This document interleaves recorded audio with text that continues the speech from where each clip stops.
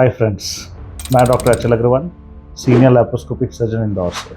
आज मेरी टीम ने मुझे एक बहुत ही बेसिक टॉपिक पे आप लोगों से बात करने की रिक्वेस्ट की कि सर ओपन और लैप्रोस्कोपिक सर्जरी के बेनिफिट्स डिस्कस करिए, क्योंकि आज भी इतने सालों बाद मोर देन 25 इयर्स की इंडिया में लैप्रोस्कोपी इतनी कॉमनली हो रही है, छोटे छोटे शहरों में हो रही है, आज भी पेशेंट्स ओपन सर्जरी के कॉम्प्लिकेशंस लेके हमारे पास आ रहे हैं। और वो ओपन सर्जरी ऐसा नहीं कि 25 साल पुरानी करी हुई है। ओपन सर्जरी वो लोग अभी भी 3 महीने, 6 महीने, 7 महीने, साल, 2 साल, 3 साल पहले करा के आए हैं। देखिए, बहुत बेसिक है। ओपन सर्जरी और लैप्रोस्कोपिक सर्जरी दोनों ऑपरेशंस में अधिकतर प्रकार के ऑपरेशन, क्योंकि कई प्रकार के ऑपरेशन इसमें किए जाते हैं, उनमें करना तो वही होता है, but it is all about कि एक में हम पूरा पेट खोल के ऑपरेशन करते हैं, दैट इज़ ओपन सर्जरी, और लैप्रोस्कोपिक सर्जरी मात्र छोटे छोटे छेद से ऑपरेशन होता है। अब पूरा पेट खोलने से क्या नुकसान है भाई? पूरा पेट खोलने से ये नुकसान है कि पेट की दीवार जिसको हम खोलते हैं उसको उसी तरह से वापस से जोड़ देना, ये एक सर्जन के लिए इतना अच्छी तरह से पॉसिबल नहीं होता है, जो कि ईश्वर ने बनाई है। वो कमज़ोर रह जाती है तो कई बार अंदर से फट जाती है। कमज़ोर होने के कारण वहाँ पे हर्निया हो जाते हैं बाद में।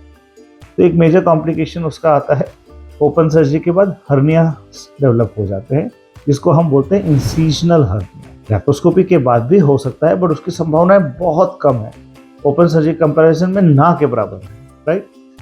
अब सेकेंड क्या, हर्निया हो गया अगर तो फिर ऑपरेशन कराओ।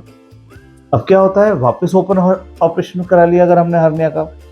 अब हर्निया के ओपन ऑपरेशंस के अंदर ऑपरेशन अच्छे होते हैं, हर्निया के ओपन ऑपरेशन भी अच्छे होते हैं, बट उसके अंदर जाली को हाथ लगाया जाता है, ओपन रहता है, जाली एटमॉस्फेरिक कांटेक्ट में रहती है, पूरा कट आता है, बहुत ज़्यादा ओवरलैप नहीं कर सकते। ओवरलैप मतलब जितना डिफेक्ट साइज है, समझ लीजिए 2 सेंटीमीटर का हर्निया, 3 सेंटीमीटर का हर्निया है, तो उसके आसपास ही जाली लगा पाते हैं आमतौर पे, क्योंकि जितनी बड़ी जाली लगानी उतना ही बड़ा काटना पड़ेगा, राइट। तो फिर हम ओपन सर्जरी कराने के बाद वापस से हर्निया के अंदर क्या हो सकता है, वापस होने की संभावना बढ़ जाती है, क्योंकि मैश सिकुड़ सकती है, उसमें पानी भरने की संभावना बढ़ सकती है, इसको बोलते हैं सीरोमा फॉर्मेशन। रिकरेंस रेट मैंने बात कर ही दिया, बहुत बड़ा स्कार आता है, उसमें पस पड़ने की संभावना बन सकती है। ये सब संभावनाएं लैप्रोस्कोपिक सर्जरी के बाद बहुत कम हो जाती है, ना के बराबर हो जाती है, क्योंकि लैप्रोस्कोपी में क्या है, आपने छोटे छोटे छेद किए, अब पूरी पेट की दीवार आपकी है, तो आपको एक अच्छा ओवरलैप करना पॉसिबल हो पाता है, and you can create a good overlap. So basically एक कॉम्प्लिकेशन हमने ओपन सर्जरी का समझा कि हर्निया होना। सेकंड, जितना आपका पेट खुलता है उतना ही आपके दूसरे अंग एक्सपोज होते हैं एटमॉस्फेरिक एयर से। इससे क्या होता है, उनका मूवमेंट स्लो हो जाता है।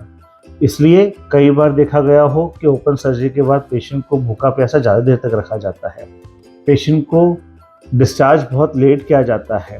तो ये सब चीज़ें लैप्रोस्कोपिक सर्जरी में नहीं होती, क्योंकि उसके अंदर एटमॉस्फेरिक एयर से कांटेक्ट नहीं होता। तीसरी चीज़, पेशेंट की रिकवरी बहुत स्लो हो जाती है। जितना बड़ा कट है उतना ही दर्द, उतना ही इमोबिलिटी। तो बेसिकली हमारा हॉस्पिटल स्टे बढ़ गया। हॉस्पिटल स्टे बढ़ने से नोजोकोमियल इन्फेक्शन, मतलब कि जो हॉस्पिटल में एक्वायर्ड इन्फेक्शंस हैं वो बढ़ जाते हैं। हमारी रिकवरी स्लो है, हम लेट काम पे आ पाते हैं, हम लेट घर पहुंच जा पाते हैं, पोस्ट ऑपरेटिवली पेन ज़्यादा सहन करना पड़ता है, ड्रेसिंग्स मल्टीपल लगती हैं, क्योंकि बड़ा कट है तो पेट की दीवार के नीचे जो फैट होता है वो पिघल सकता है, उसमें इन्फेक्शन लग सकता है। तो कई सारे पेशेंट्स होते हैं टाँके पक गए। ये चीज़ें लैप्रोस्कोपी में बहुत कम हो देखी जाती है। ओपन के अंदर ज़्यादा टाँके होते हैं, बड़ा कट होता है, तो ये सब संभावना ज़्यादा देखी जाती है। तो मल्टीपल ड्रेसिंग्स हो रही हैं। तो एक सर्जरी जिसके लिए आप सिर्फ 1 दिन के अंदर घर जा सकते थे, उसके लिए आप 4-5 दिन भर्ती हो रहे हैं। जिस ऑपरेशन के 2 दिन बाद आप अपने ऑफिस जा सकते थे, उसमें आप 15-15 दिन का बेड रेस्ट कर रहे हैं। तो ये सब चीज़ें लैप्रोस्कोपी टेक्निक में नहीं होती। तो इसका मतलब हो गया कि फास्ट रिकवरी, अर्ली एम्बुलेशन, मतलब जल्दी चल फिर सकते हैं, जल्दी हम अपने काम पे लौट सकते हैं। लैप्रोस्कोपी का एक बहुत बड़ा फायदा है। क्या फायदा है?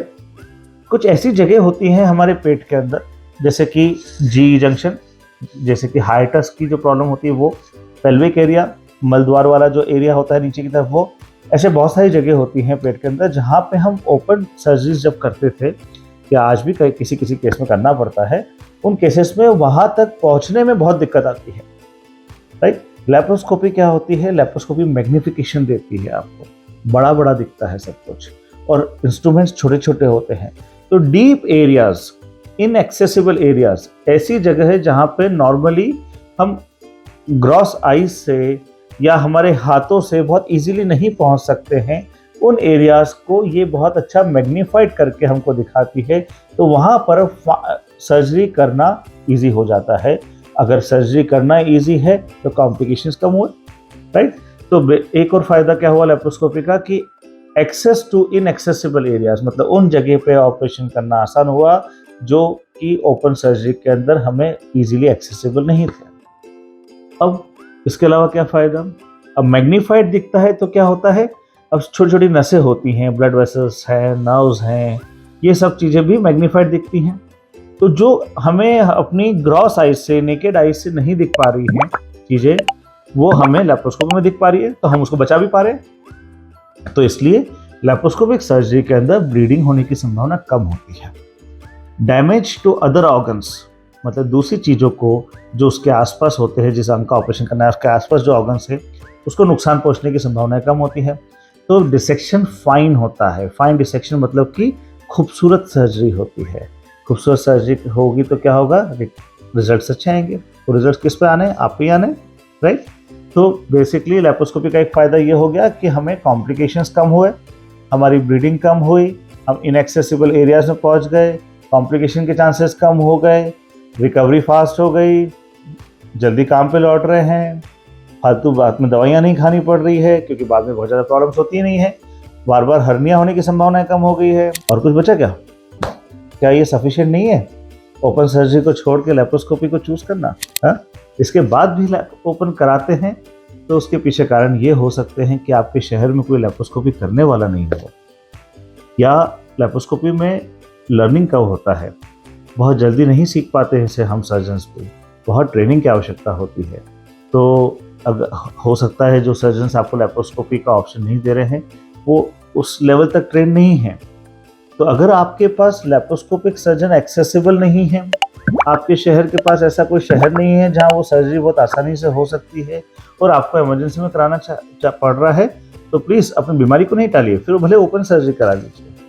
बट अगर इन सब सुविधाओं के बावजूद भी अगर आप ओपन सर्जरी को चूज़ करते हैं तो फिर मैं क्या कह सकता हूँ। तो मेरे हिसाब से आप लोगों को काफ़ी चीज़ें क्लियर हो चुकी होगी कि अब ओपन सर्जरी का ज़माना तो गया, अब तो और एडवांसेस आ रहे हैं, मिनी लैप्रोस्कोपी, नोड्स, रोबोटिक्स, ये सब चीज़ें हैं। और आज भी हम इस चीज़ में कंफ्यूज हैं कि ओपन कराने के लैप्रोस्कोपी कराना। दुख होता है मुझे, पेशेंट्स इतने बड़े बड़े कट लेकर आते हैं गॉल ब्लैडर सर्जरी के लिए, जो छोटे छोटे छेद से हो जाती है, वो इतना बड़ा कट लेकर आते हैं, सर ये गॉल ब्लैडर का ऑपरेशन कराया था 2 साल पहले और वहाँ पे इतना बड़ा हर्निया हो गया। अरे it is not easy to treat that hernia. उस जगह के हर्निया को ऑपरेट करना बहुत मुश्किल होता है। कल एक पेशेंट मेरे पास आए, उनका सर्जरी लैप्रोटमी था, but it was a difficult case. तो उनको मल्टीपल बड़े बड़े कट पेट के अंदर, 2-3 कट, इलियोस्टोमी कट, जब जगह से हर्निया हो गए।